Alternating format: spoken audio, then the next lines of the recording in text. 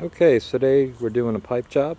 A lot of people don't realize how much is entailed in changing a pipe on an in-ground pool, but in this instance we had 4 bad step returns, and here they are over here. So required lower in the water. We actually, because the ground was pretty good, we were able to actually tunnel this whole distance, so we didn't have to cut the cement here. It'll just be 2 nice patches. It'll blend in when all is said and done. Got to dig down the trench, and of course there's lots of roots. Nothing's ever easy. This is just filled with roots here.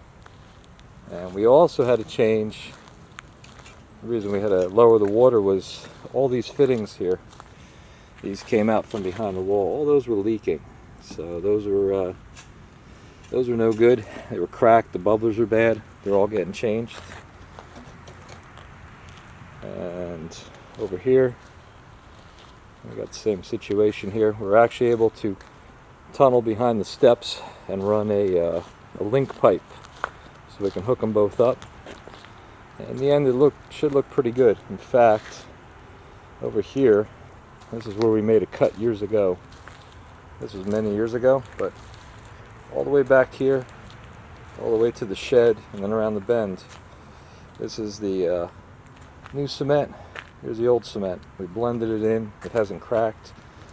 Unless you go right up to it, nobody would ever see that the cement was cut. So try to do neat work.